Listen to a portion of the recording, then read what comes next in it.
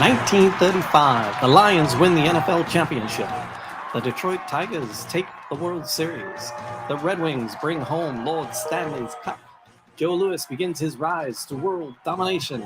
This transforms the Motor City into Detroit, City of Champions. Always expect the unexpected. Sticking it in the ground. It's time for Detroit City of Champions. I'm Jamie Flanagan. Charles Davis. And we are diving into the story of 1935. The players, the sports, the teams, the owners, the fans, everything in Detroit in 1935. And right now we're golfing. Walter Hagen. Episode 69, man. 69, yeah. Episode 69, and there's a lot more to cover. It's it shows you once again, just it's worth remembering. I left my damn email on again. You've got rang. What's that? I left my email on again and it rang. Oh, you're recording. I'm like, son of a gun. I didn't hear it. But I'm just saying, like, there's other podcasts and other shows that talk about like Detroit sports in general, or the news, or whatever this, right? We've niched it down. This is the ultimate niche subject. We're talking about 1 year. 1 year. Like, if you're talking about any other year in any history of sports, like what other show would ever be focused on just 1 year? Nothing is that rich. Nothing, and that's the whole point of the 3 books that you wrote. Are they all properly called Detroit City of Champions? Yeah, the header, the main header is Detroit City of Champions. And then the first book is the story of the season. The second 2 books are about the players. So it's so they're all called Detroit City of Champions. It's a trilogy. And then the subtitle of the first book is the story of the most important season in Detroit sports history, which is a little wordy, I guess. Right? I don't know how to shorten it down. You're like Shield. We're working on it. We're working on it. It's already out, so it's done. and then the second 2 books are even way short. It's just the players. Okay. So I went for the opposite, and I slimmed it way down. The players. So the Players Volume 1 and the Players Volume 2 for the second. Well, now that there's something as well. Where do people get it? We don't hit that every time. We're here to tell the story. We're telling the story. I'm never. We don't market or anything. So, DetroitCityOfChampions.com is a good one-stop shop to get you to everything about the show and about the books and about you. Yeah. But where physically other places people can get it? Well, the main places are there's a store called Inspire Marketplace.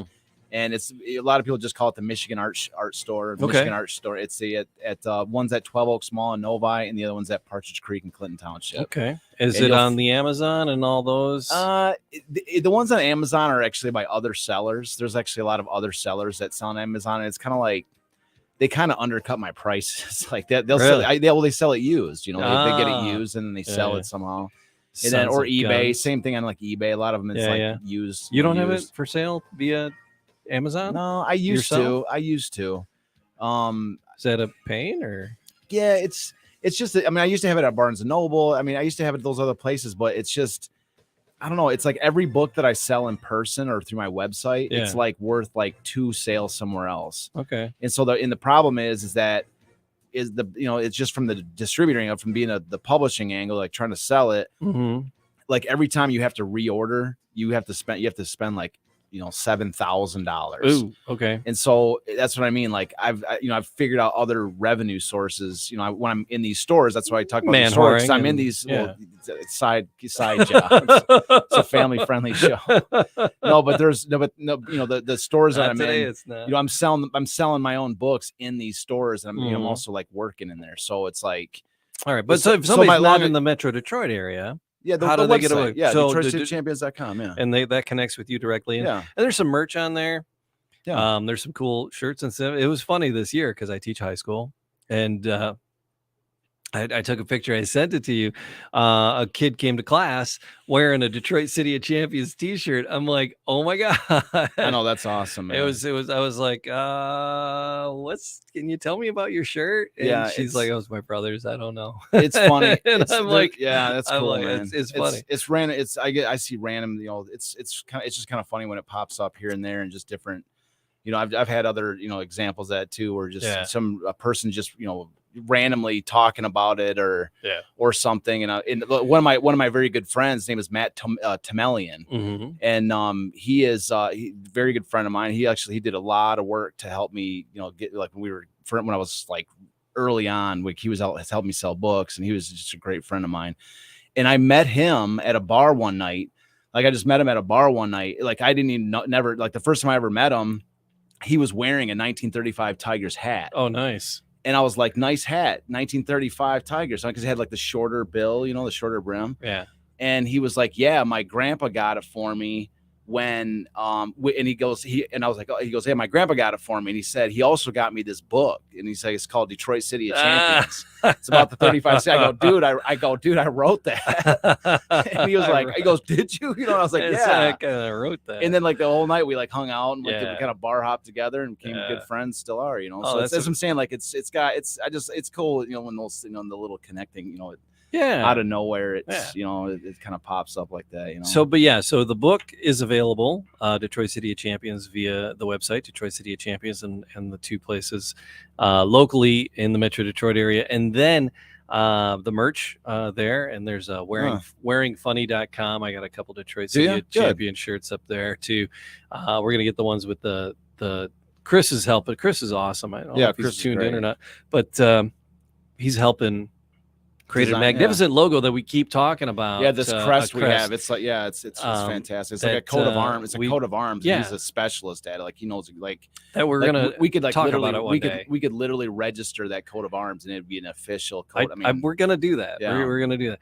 So it's but yeah, we keep saying we're gonna dedicate a show and break it down and talk about it. Yeah. And one day, maybe we'll do it after the Hagen. Maybe we'll do it after the Hagen segment. We will. We'll take one day, episode after maybe it'll be episode 100. Yeah, because we're closing in on 100. Yeah, we're at 69 right now. No, it's crazy, man. Creeping up on success. Yep, and just like you're saying last show, like if you make it past 12, like that's like a huge benchmark. It is really is. So everybody who is listening and does listen, all the regular folks and people that wander across here and there for this and that, we thank you for spending some time with us, and subscribe, leave a comment, and then tell a couple of people. That always helps us too. Telling a couple of people. Yeah, every person, like every single person that shares or likes or passes it on or tells somebody about it. Really, it's the biggest thing, because that's how it spreads. Once you hit like a certain point, like 50 or 100 or whatever, that's when it starts to really branch out, because each one, every other person's telling somebody about it. And from what I've seen on like YouTube shows or anything, once you hit a certain, it's kind of a slow growth at first, but once you hit a certain number, then it really starts to take off. And it's like, besides just the show component, like the bigger that this thing gets, the more chance there is of like catching attention from people going, man, there's actually public interest in this concept, in this show, in this story, and we should do something bigger, like a movie or whatever. So it's, if there's interest in it, this show is a pretty good, like, sort of bellwether as far as gauging the sort of public interest in it, and so that's why it's encouraged. If you like it, if you like the idea and all this, then share it and let people know. And if everybody you get to listen to it sends you $2, and then you send one of those dollars to us, we don't even have them. We're trying to set up a pyramid scheme here. We don't even have the money mechanism to do that. Like we don't even have a donation button. No, we don't. We really don't. We just don't have a coffee can. We just do what we don't. One day we will. It'd be awesome to do one of these, one day do live streams and people do like super chats and stuff. That'd be fun, man. I would love to do that. But it's like my mom. It's like, hey mom, give me $5. I'll answer your question. Yeah. That's the where'd you hide my keys? I'm not telling you. Sorry. Well, yeah. At this point we'd take it, but in the future I would love to do shows where it's, where like the super chat thing would be amazing. That'd be like the coolest thing in the world. Again, maybe we're closing in on episode 100. Could be.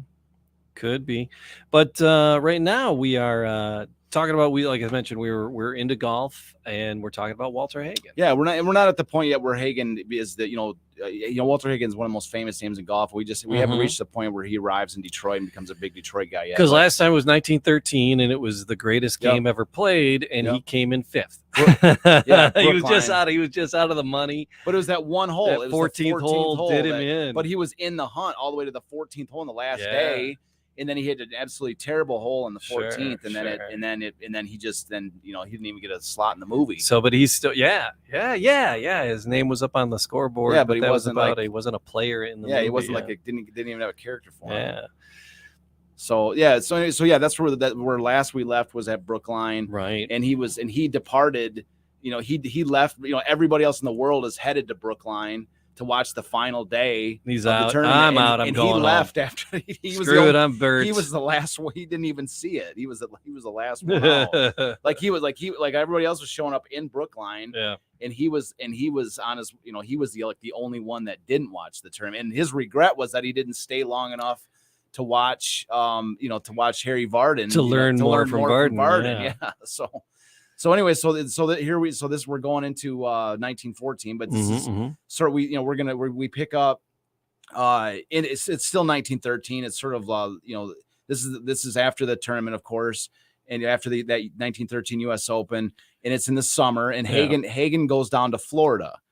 There's like some, again, he's a club pro at Rochester Country Club, and he's also Rochester, New York Country Club, and then he also he did fairly well in this U.S. Open, so he's just kind of doing a little bit of promo stuff, it's just he's got a little bit of cachet because he can kind of brag about that he was finished, somewhat up in the tournament. Yeah, he was, and that garnered a lot of national interest. It's like sparking. This is sparking some national interest in golf. You can say, I was right there. Oh, Francis, we met. Yeah, I met. I know the guy. Like that. He can actually talk to people like that. So he was there. He was there for this incredible event, and actually was a player in it. And so, so that carries a cachet. So he gets for somehow or another. He talks about in his book.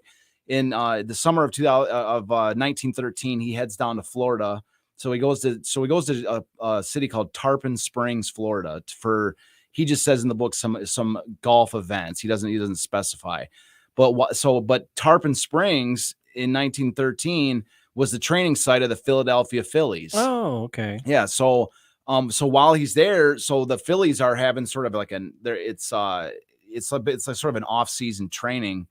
It's an off-season training site of the Phillies, and so while he's there, they were training during the day. They do their baseball thing, and then like after practice, they would go golfing, and that's so he started meeting these different Philadelphia Phillies players. And so while meeting these guys and golfing with them, he's still young. I think he's like 20 years old at this point. Right. While he's talking to these guys, they just for kind of a laugh, they invite him to practice with them, to come to one of their practice events. And he has it written down. Just to get some names on the book here. The guys he specifically mentions golfing with and sort of getting this opportunity is Chief Bender, Grover Alexander, Gabby Cravath, and Pat Moran. And so these are some of the biggest names in baseball history. I mean, these guys are just absolutely. Gabby Cravath is one of my favorite players of early baseball history. Okay. He's an outfielder, which is just one of the. He was like basically like Babe Ruth before Babe Ruth. He was a tremendous hitter. And Chief Bender was one of the best pitchers. But he, at this point in time, Chief Bender, it's odd because Chief Bender was with the Philadelphia A's. He wasn't with the Phillies at this exact moment. So it's just odd. So maybe he was because it was another Philadelphia team. Maybe he was just down there with the Phillies. I don't know why, but he was with the A's at this moment. Well, things are a little bit more relaxed at that time. It wasn't like super secret. Might have just been friends with him somehow. Yeah. And so, and then also Grover Alexander is one of the best pitchers of all time. So they went to play a little sandlot ball? Is that what they were doing? No, he went through, this is their training site. He actually went to their legit training site. And Pat Moran is the manager of the Phillies. Come on, Smalls, you're killing me. So Pat Moran is a star. He was actually like an earlier star. His career was just wrapping up, but he was the manager of the Phillies. And so they invited him over to their practice site because we talked about it already that he was a star outfielder in Rochester. Oh yeah. A star. He played outfield, but he was a pitcher. Primarily a pitcher, but it also back then you also hit when you're a pitcher. So he was good. He was two-way star in his local town. And that the city won it was like I think it was 2 championships in a row, city championships. And so he was talented. And he even said in here like his dream really was to be a Major League Baseball player. Like the golf thing was a job. We saw the progression of him as a caddy, and then he went out to the golf, to the Open just as sort of a laugh to see how he could do. But he actually says again in this chapter that I have the actual quote right here. If I could, he says right here, if I could, I'll say this quote in a second because there's one more thing to mention. Okay. Because he did so well at this these practice days that Pat Moran invited him to the 1914 spring training of the team, which is like the main legit You know, it's not just some random offseason workouts. That's where these guys are getting ready for a major league season. Mm-hmm. So that's as big of an opportunity as you get. That's a big break. And so, Hagen promises Pat Moran he'd be there, right? I'll be there. And so, and then this is the quote that Hagen says, if I could wrangle a contract with the Phillies, I'd be headed to big time baseball. After all, that had been my original ambition. Golf had just sidetracked me temporarily. Now I was back in the groove again. So now he's like, baseball is back. Like golf was just a passing fancy. In his mind, he's about to potentially get into the major leagues. So you're saying there's a chance? Yeah, there's a huge chance for him. We got a slide here to show. So yeah, it's that quote comes out of his book, Walter Hagen's story. But this photo that we're showing, I made this. This is exclusive. This is exclusive. I see the neck now. Yeah, the neck. Yeah. So this is a photoshopped image. I didn't have time to do a perfect job. He's not popping his collar. No. All right, fair play. So this is it's not a perfect image, but it's just I took a picture. I took an image. This is actually an image of Walter Hagen from 1914 in his face, and then superimposed on a Philadelphia Phillies jersey from 1914. So I wanted to envision what Hagen might have looked like. He looks like a baseball boy. Totally. I love the early 1900s uniforms too. Yeah. So anyways, I actually added the P that's on his chest from another picture. So there's actually 3 different images spliced together on that. And probably like with about 20 minutes worth of time to work on it. So I think it came out pretty decent. No, that's great. So anyway, so that's where he's at going into 1914. Now I'm about to read a quote here because he's all excited about baseball and he's headed to, I'm going to the major leagues with the Phillies. And at this exact moment, he's there. So there's the quote I'm about to read. It starts off with him. You're going to hear in the next, I'm going to read a few quotes today, but there's one of these guys he's like hanging out with is this guy named Dutch Leonard. And Dutch Leonard was one of the best pitchers in baseball at this time. And it's odd because this is another guy that wasn't with the Phillies. And somehow he's hanging out with this guy, Dutch Leonard. Dutch Leonard was with the Red Sox at this time. And eventually he would come over to the Tigers. He would end up playing with the Tigers, and him and Ty Cobb were like mortal enemies. They hated each other beyond compare. Like they were probably the guy that Ty Cobb had the most problem with in his entire life was Dutch Leonard. Eventually there was a huge controversy where Ty Cobb was accused of like throwing games with another baseball player named Tris Speaker, where it was like a huge event at the time where like he was accused of like throwing games and gambling on games. It was a major thing at the time, though very short lived. It didn't last that long. But the guy who accused Cobb of cheating, of throwing games, and was like handing over some documents that supposedly proved he was doing it, was Dutch Leonard. That's the guy. So this is the guy. There's like sort of a couple of connections here with the Detroit and history with this guy. But at the time, and I don't know, he didn't mention anywhere, like out of nowhere, he's like, oh, this is how the quote starts. Dutch Leonard and I were sitting in a pro shop at the big league pitching. He's sitting there talking with the guy, and I'm like, where does he come from? How does he enter this story? But somehow he must have met him when they were down in Florida, because it doesn't have any mention of how.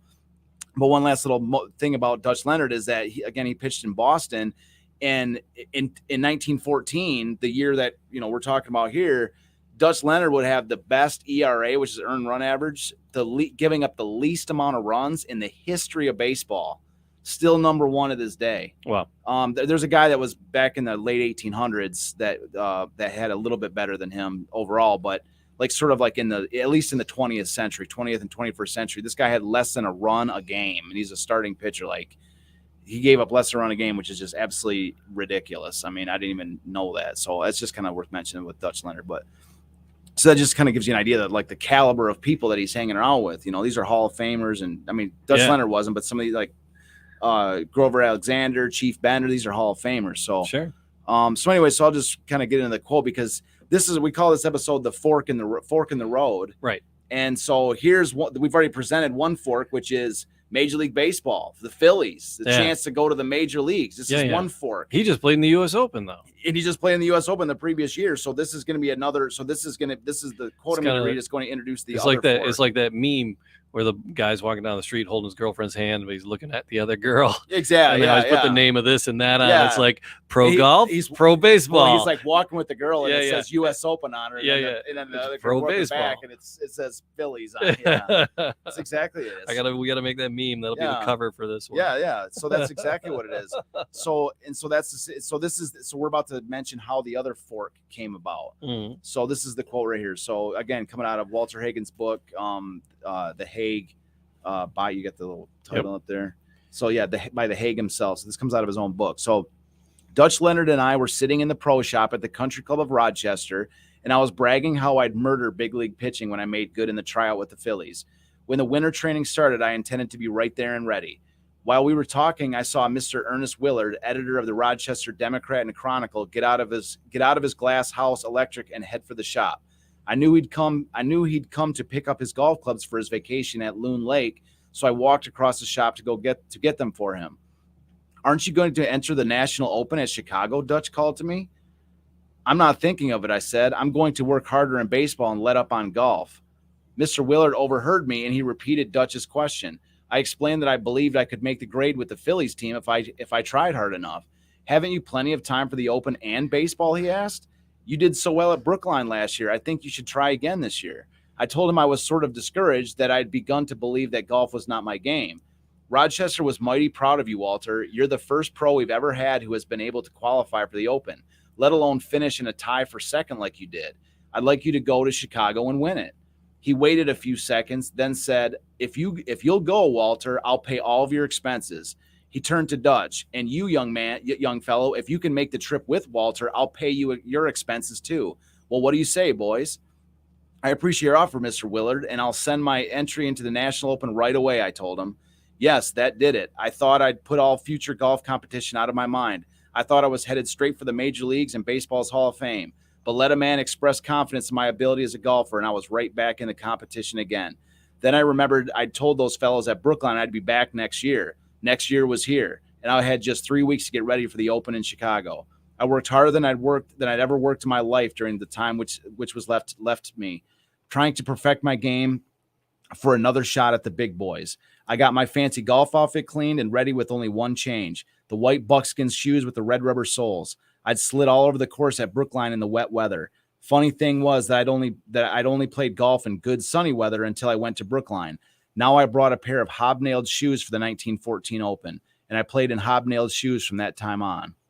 So he ditched the smooth shoes with cleats. But so anyway, so this is the other fork. This guy's like, what are you talking about, baseball?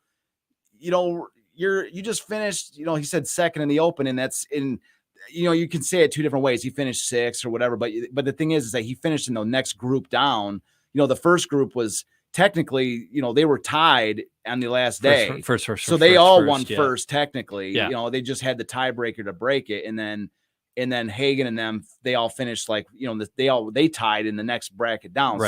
That's when you hear him say second place. He's not wrong. I mean, he was technically second. Yeah. But there was just there was like six people, like, you know, between him and first and second. Yeah. So anyway, so this is the other fork, and he's like, what the hell? I might as well. Somebody's footing the bill. Somebody's footing the bill, and he's got faith in me. He's got confidence. Yeah, he's got confidence in me. He heads off to the 1914 U.S. Open. He's going to compete. So to speed up, there's a ton of more reading. I don't want to read the whole book, but just to kind of summarize what happened. So he gets to Chicago, and him and Dutch Leonard are like hitting the town, like they're going to movies, they're going to bars and stuff like this. They're hanging out, they're having a good time. Inventing the double Dutch bus. Yes. That's not what that came later. That came later. Yeah. Okay. But the night before the Open, they go out for this really nice dinner for lobster, and they had oysters and that. And Hagen even says this is the first time he'd ever had lobster. And so he's like, just describing his friend, he's like, it was like the greatest place. I went to go have lobster. Well, before the night ended, Hagen was in agony. Food poisoning. Badly, very badly. And he spends pages, I could just sit here and read the pages off, but he was in really bad shape. I mean, he was like, he's like, he doesn't forget a single detail of how awful that night was. So it's just like, he's So that night he was already writhing in agony. The next morning, the morning of the tournament, he could barely stand. Oh man. Like he's like totally, I mean, he's like, I'm done. I can't. Somebody just paid my way here. I gotta go. But that's what's factoring in, because he's like, I can't just turn around. He's like, what am I supposed to tell this guy? We go back to Rochester. I had a tummy ache. Yeah, you had a stomach ache. You couldn't play in the U.S. Open after I fit the bill. That's one of the things you nailed it right on the head. He actually says that in there, like I don't even know if they believe me. Like I might lose a lot of credibility back, at Rochester. They'd be like, oh, come on, tough guy, suck it up, And so that's what he's talking. Like he talks about this, like, near superhuman effort he took. He was taking aspirin. He saw a doctor. The doctor gave him like some milk toast and, all this stuff to try to coat his stomach. I mean, he was like, I could barely even walk, and so he gets there. That's what I'm saying. So that's what's crazy is this is this big moment or whatever. And so anyways, and he won. Well, no, we don't know that yet, Jamie. You don't know that. Oh no, I know. I was being facetious. You don't know that. I don't know. Spoiler alert. No crap. All right, I was like so kidding. I figured he like had a crap day or something. The show's over now. I'm putting my book away. I'm going home. Screw you guys. I'm taking my book and I'm going home. Does he do? Oh, he does. I have no idea. I figured he was like, oh. No, maybe he didn't. Maybe he didn't. You don't know. No idea. Okay, good. No, I don't know either. I just want to read through the book. I want to see what he says. So, anyways, so I don't know. So we'll read the quote here and see if he won. Let's see how he does. Okay, yeah. How's his tummy? So here it is. So this is kind of speeding it up right to the point where he plays in the tournament. He's actually a pretty good quick summary of the tournament. In the locker room, I changed to my fancy outfit and staggered out to the practice field to hit some shots. It hurt me to take a full swing. Both my head and my stomach were throbbing with pain and my body was sore all over. I hit 100 or more balls and took 2 more aspirin. Funny thing, but my headache was gone. I told Dutch. Dutch says, then you can start, he said cheerfully. I can start, I told him, but I'm so sore I can scarcely swing a club. I've never been famous as a golfer who was always down the middle of the fairway with his drives. But that day I was wilder than ever before or since. I was all over the course. Oh. After every drive, I was in the rough. Yet on the recovery shots, I was deadlier than the ptomaine from which I was suffering. So yet on the recovery, so he's all over the place in the rough with every shot. But the recovery shots, I was deadlier than the ptomaine from which I was suffering. The first hole was over a pond. I took a painful full swing, knowing I must carry this pond. I carried it all right. I carried it so far the pond was never in my line of flight. I was in the rough, but my recovery was on the green, and 2 putts gave me a par 4. After that, I rarely took more than 1 putt. The rest of the round gave me lots of practice where my day was spent in the rough. But I finished with an unbelievable 68, and the gallery was buzzing with excitement because I had set a new course record. That round was a miraculous cure for my illness. I even decided against returning to that lobster restaurant to tell the proprietor what I thought of his joint. I changed to street clothes and went out in front of the clubhouse to look at the scoreboard. Listening to the gallery, hearing them talk about my breaking the course record led me to believe I was strokes ahead of anyone else. I was sure my 68 would stick up like a mountain peak over all the others. I just wanted to give myself the satisfaction of seeing how far ahead I was. I felt wonderful. At least I did until I looked at the scoreboard. For breathing down my neck with a 69 was Francis Ouimet, defending champion since his sensational victory over Vardon and Ray at Brookline. And he was getting most of the attention from the gallery at Midlothian. And I stood looking at the scoreboard and thinking, I haven't done anything. 1 stroke is nothing at the start of a national championship. Oh, yeah. I stuck to regular food like steak and potatoes for the rest of the tournament, and my game stayed hot.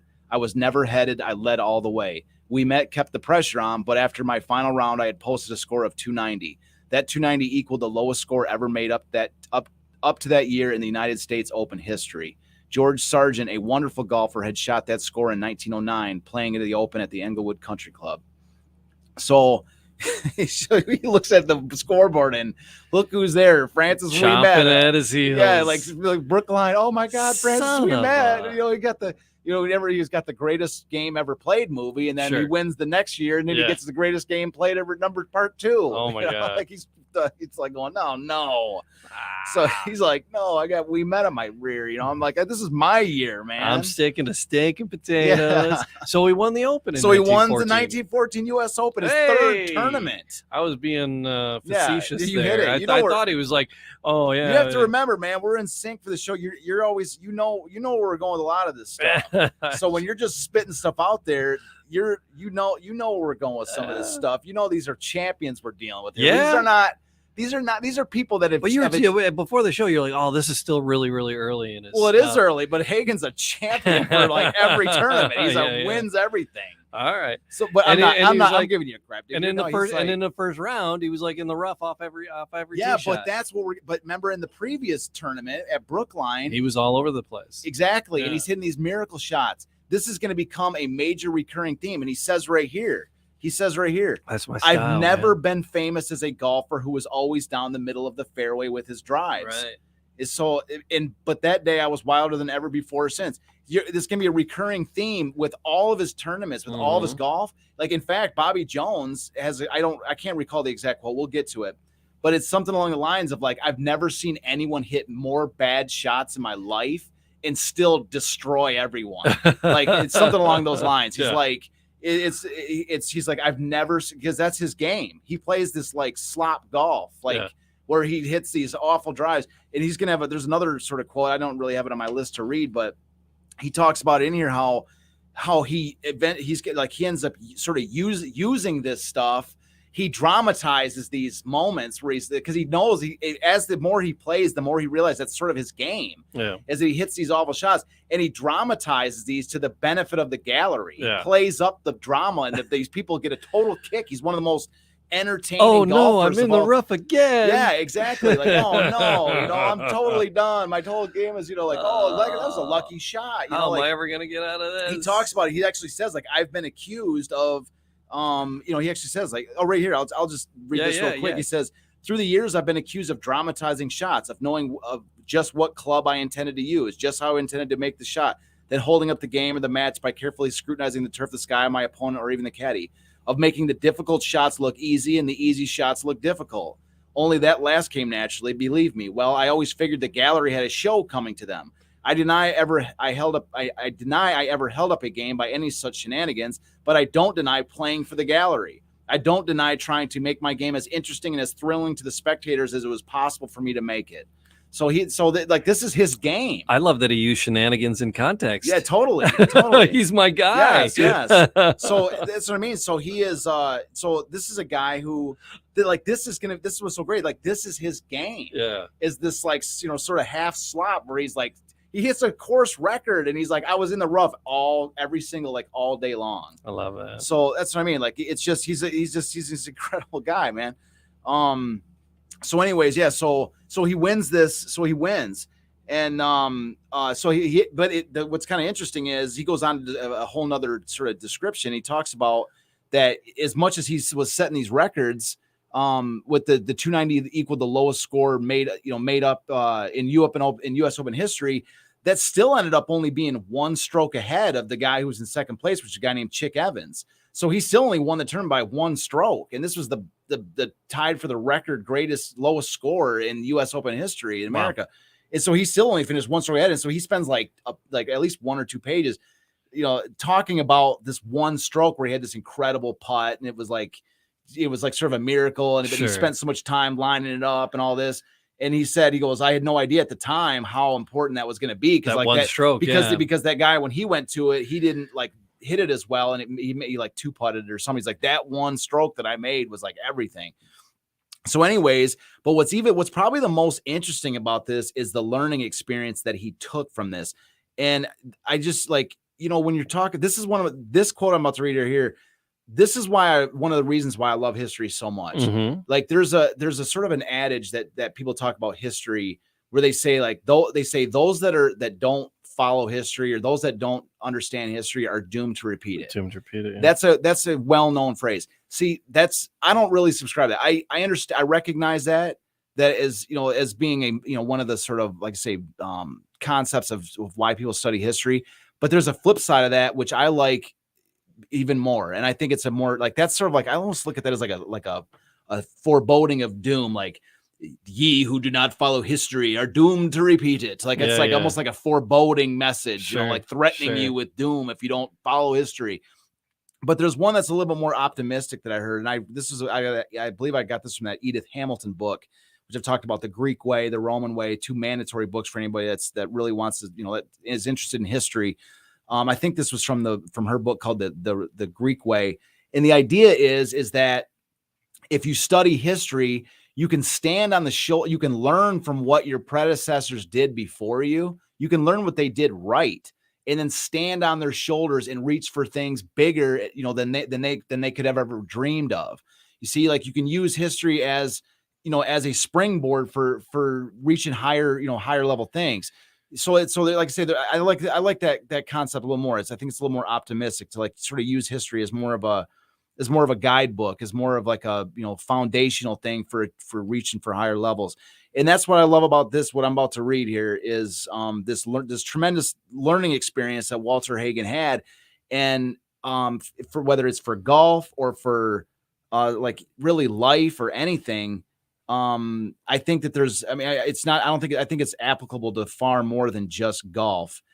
Certainly almost every athletics could benefit from this quote. And I think, and it's a wonderful quote. And I'm kind of, I was really excited to bring this out. So, all right. So he says, considering my win at Midlothian in relation to the showing I had made at Brookline the year before, one fact impressed me. My mind had been so occupied with the pains in my stomach and head that I had no thought of worry about each shot I made. Even after that first day, I was so spent from physical weakness that I concerned myself chiefly with getting around the course and just taking my strokes, good or bad, as they came.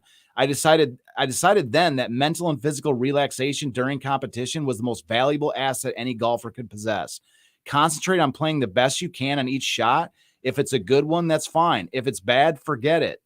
I wouldn't recommend a dose of ptomaine poisoning as a method of forgetting to worry about a golf score, but it taught me to look at each round as a unit and take individual bad shots in my stride. So what he's saying here is I just think this is applicable to so much stuff here. He says, not to sit here, whether it's even sports or, like anxiety or anything like that people might have, like, when you're sick, you're not, you're not dwelling on every single thing going, oh my God, I hope this is the best decision. I hope I don't retch on this ball before I hit it. Well, there's, he's like, I hope that's what he did. Yeah. But I'm saying like the sort of the broader applicable lesson is the idea that, just for anything, like when you're dwelling on something so much, you're losing focus. Like make a decision, move on. If you're going to do something, do it. Make the best decision you can. If it works out, great. If it doesn't, then turn the page and move forward. Sometimes you got to get your head out of the game. Yeah, exactly. It's just focus on the shot, focus on your moment and move on. And they talk about that a lot of times with NFL cornerbacks. They're like one of the best trait that an NFL cornerback can have is the ability to forget. Like he just gave up a touchdown on some 50-yard touchdown bomb or something, Yeah. And then they're like the best attribute of a cornerback is his ability to forget about the last play, if he just got burned or whatever. But I think that's applicable to all of this. And Hagen says right here that he learned, that was, a specific lesson that he took out of this was that, that this food poisoning turned out to be, a blessing. Yeah. That he almost attributes that to winning this tournament, that he wasn't dwelling on every shot and worrying about this. And you can see, as we go forward with his career, you're going to see this become a recurring theme, because if you're like hitting constantly into the rough and doing these like slop shot type of a game, then how do you, the way he does it is he just goes, well, okay, well, my new tee off spot is over here. It's just a little bit off. It's, it's not in the green, it's over here, but that's just all there is to it. How do I make the best shot from that angle? He doesn't sit there and go, oh my God, I just cost myself a stroke. He doesn't do that. No. He just focuses on the next shot, making the best one he can. So I just think that, that's it just kind of ties into why I like history and sports in general have always served like life lessons, teamwork and individual accomplishment and working hard to get these things. And then these are the kind of things that are, within the boundaries of, if you dive deeper into sports, you find these kind of gems, and especially coming out of a guy who is, as much of an unbelievable champion athlete, whatever you want to, however you want to describe him, icon, is Walter Hagen, to sit here and, to spoon feed this for you. So, yeah. So anyways, yeah. So I just love that. I thought that was a great, it's just a great sort of, idea for that. So now, with the U.S. Open in his back pocket, he is now a newfound golf superstar. Mm-hmm. I mean, he's a professional. This is his third tournament. He wins the U.S. Open, ties the all-time lowest, number of shots. Yeah, and he's a star. And so, I mean, golf was by no means as nationally massive as it is now, but there was way more people that were turning in 1914 than there was in 1912. Because of this 1913 Brookline tournament, sure, the greatest game ever. So golf is starting to kind of pick up enthusiasm after the previous year's U.S. Open, and now the first person when they're going, well, who's in it this year? Yeah. And Hagen's the guy that wins it. Sure. He's the first. They're like, Hagen, who's this guy? And 21-year-old, young, superstar in golf. He just does this. And so now he's like, he notifies Pat Moran that he will not be at spring training in 1914 because the Phillies will have to wait. They're gonna. He outright makes the decision. He's like, I'm a star in golf. Yeah, I just won the U.S. Open. I just won the U.S. Open. I'm gonna quit and go play baseball. Like it was fun while it lasted. But this was just a route. This was just a temporary stop on my way to the Phillies. I'm winning the U.S. Open, and then I'm gonna go to play with the Phillies. So he notifies Pat Moran he's not going to be there, and then he just lists off like his life just totally changed. He's in like massive demand for like appearances at other country clubs, for exhibition games, for endorsements. Like, I mean, he's a star. He's an American star on the rise, and so this is where his career really starts to go. And alongside that, he began to take golf very seriously. Rigorous practices, learn the rule books backwards and forwards to maximize his, to know everything, to take advantage of every opportunity that he can find, to defend himself if he needed to, with the rule book. He has, it's just this book, the rest of his chapter is just pages and pages of just lesson, like, cause he now at this point, he's got to build himself into it. Like, he knows like where his weaknesses are. He knows the things that he has to do better.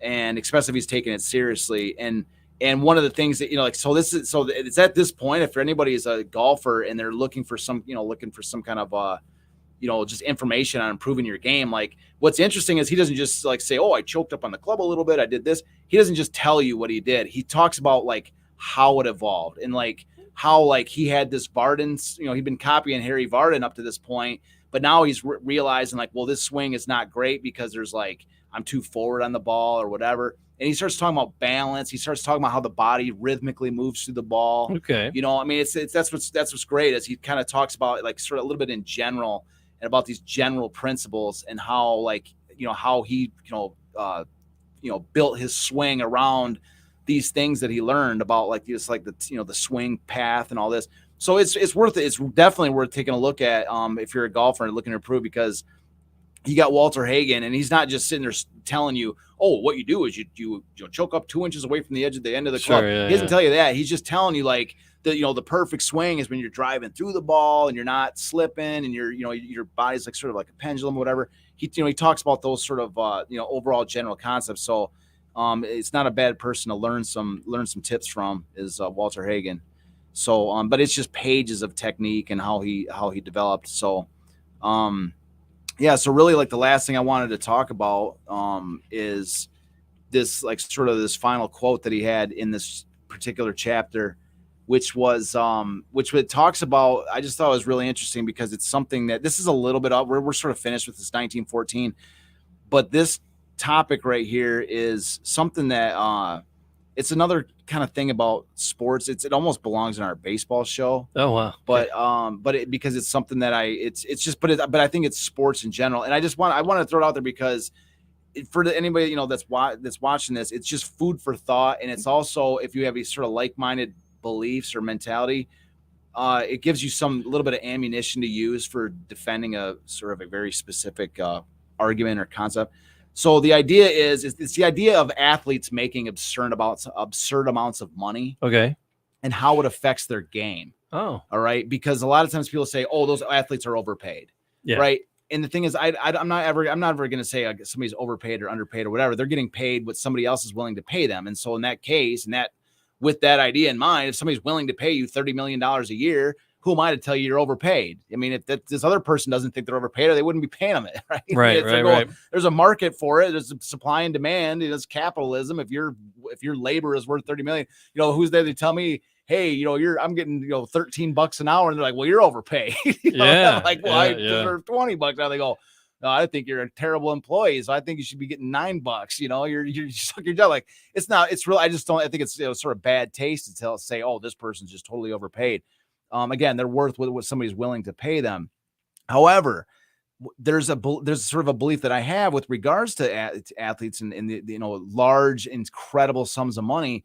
And it's the idea that large sums of money can basically athletes. I actually have a Patsy Clark quote I'm going to read in consignment. He puts it perfectly. What does it say here? That the more you pay, the worse they play. Wow. That's the Patsy Clark sort of summary on the matter. And because Hagen has a quote that backs it up too. And because the general idea is that when somebody is hungry and they are they're working every day because they don't have any money. It's like, Rocky when the beginning of the movies where he's like just would crawl through glass, will punch, works out in a bag in a freezer because he's hungry just for one chance at the shot, and he's just perfect shape, working out every single day because he's hungry to get to the top. But then what happens once you get there, it's also shown in that Rocky movie too. It's also shown in Rocky how, once the guy gets the $30 million a year, where's the motivation coming for them to play at the level that they had coming up? And it's not to say that there's nobody that plays at the high level once they get paid. It's not to say that at all. There are certainly athletes that do, but there's plenty of athletes who do not and whose skill clearly declines, sometimes in profound ways. Yeah. Like their talent, their value just completely evaporates. And that's one of the things that, and Hagen's got a nice little thing that talks about this. It's, I guess you like to say, sort of ammunition for anybody that's having this conversation anywhere, that Walter Hagen recognized that in himself. And so this is his little quote right here. Competition was always important to me. I played better golf under pressure, whether from an opponent or the elements of or lack of money. When I was short of cash, I could always win. When I needed a title to enhance my value in exhibitions, I went out and got it. The healthier my economic situation, the lousier I played. But give me some good stiff competition or a lack of the green stuff, and I could usually shoot a winning score. So he's like, my motive, because otherwise he's got more money than knows what to do with. He's out having fun, and I think that ties into a lot of this, a lot of athletes and a lot of the situations today. And I mentioned Patsy Clark because I have a quote that I'd saved up from Patsy Clark. That is like, he's again, we did a whole, segment on Patsy Clark, the coach of the Lions. Yeah. And I've been looking for any reason to bring this out to the public because it's such an obscure quote by somebody that people don't even know about. So I saw this in Hagen and I wanted to spit this out with Patsy Clark here. So this quote comes from Patsy Clark from 1948, from December. I'm looking at the date, Christmas Eve, 1948. So some people, it might be a buzzkill for people on Christmas Eve to look in the newspaper, see Patsy Clark writing or quoting and talk about how money wrecks athletes. But in either case, so the title, it was a Chicago Tribune article called "Patsy Clark Calls Money a Sport Evil." So here's Patsy. When it comes to buying athletes, the more you pay, the worse they play, Coach George Patsy Clark said today. In most instances, it kills their desire to do any work at all. I spent 10 years as a professional football coach. My experience there leads me to believe that the more you pay, the worse they play. The good players become harder to handle. The average players are consumed by jealousy over the salary paid to the supposedly star member of the group. Money is not the answer. So it's just again, it's a little bit of a it's not really related specifically to this, to the story we're telling today, but just the integrity of any game. Yeah, but it's just to show that it's just we're talking about sports. This is Walter Hagen's talking about it. I have a sort of a sister quote that goes with it. Coming out of Patsy Clark, or a brother quote there. But it's just it's something to put out, into the ether and say, again, it's not to say that all athletes don't do it, but it should give pause to people that are paying these massive contracts to athletes, especially when they're like 10-year deals or 12-year deals for insane sums of money. And then you're like, and the defense is like, well, he's a really good player. Yeah, but it's a different player. It's a different player when that hunger is gone. Like a lot of athletes are motivated, hopefully by I love playing baseball and I don't care about the money. I want to play for championships and I want to, they're self-motivated. A lot of players, there are players that are like that. But again, when you're throwing that kind of money at somebody, that's why I think about it in baseball, because baseball is certainly the most egregious examples of it. I mean, just because they're, these guys are signed to 10, 12-year deals and for just insane amounts of money. And like, you're just going, there's nobody that can play that position anywhere for cheaper than that. Like, you can't find anybody that's got that hunger that would crawl through glass to play that position and could do, even 85% as good as that guy for 99% cheaper price. It's just, that's what I'm saying. It's kind of staggering. And I just want to put this sort of on record because that's, say when, we got this other baseball project, and that's the way I feel about it. Is you got a team of hungry junkyard dogs, people that are looking to come up, people that do not, that are trying to work their way to the top. If you're able to identify talent among these junkyard dogs, not just a bunch of random scrubs, but they're actual talented junkyard dogs. Those are the most interesting and funnest teams to watch, because these guys are hungry. They're a group. Those are the teams you never want to face. If you have a team full of like superstar, high-priced athletes, and you will go up against a team of junkyard dogs that are also talented, you're gonna get, that's the worst team, because they have no expectations, and you have every expectation in the world. That's another thing that neither one of that Hagen or Clark don't talk about in those is the expectations that come with those kind of salaries. So it's just food for thought for the just for the sports world, and I just wanted to throw that out there for this. I like it a lot. So we appreciate everybody hanging out with us. Like we mentioned earlier, the website is DetroitCityOfChampions.com. It's a great place to get connected for like where to buy the books, where to get the merch, all that business, and then links to all the different outlets where we're available, from YouTube and Facebook videos to Pandora and Apple and Google and I want to get our YouTube rocking, because that's all I watch is YouTube. I love it. I want to see my own shows. I love that it's on YouTube. I want to see my own shows pop up on my own feed. This is like suggested videos to watch. Hey, that's me. Like, who was that talking? Because I watch a ton of sports and sports history and Detroit history, Detroit sports history.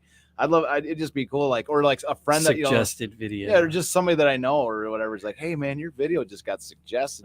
That's like, I don't know. I just think it's kind of cool. Yeah.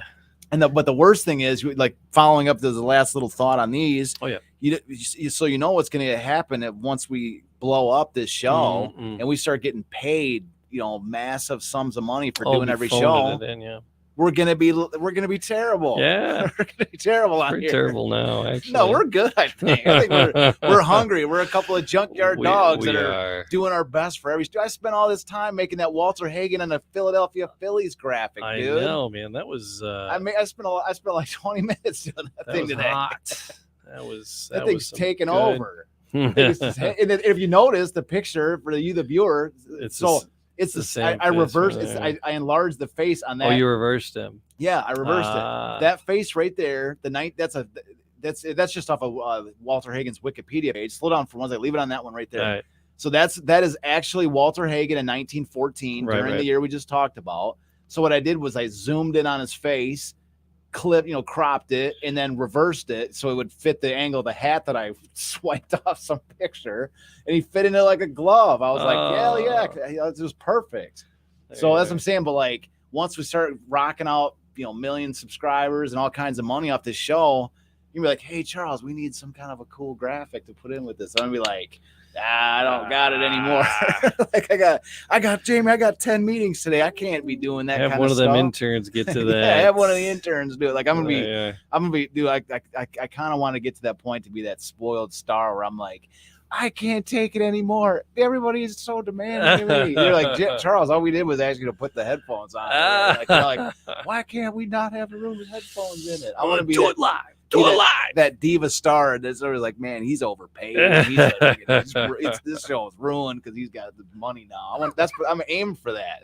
I'm like actually like trying to get to that point. Yeah, I'm looking forward to it. Episode like 6,000. I'll come along for the ride, man. Yeah, this is our show, bro. We wouldn't be doing this show. This is a partnership, man. Yeah. So no, I enjoy it. All right, so do all those podcast things in all the podcast places. Like, subscribe, leave a comment. Thanks for being with us. We'll stick it in the ground again next time with Walter Hagen at Detroit, City of Champions.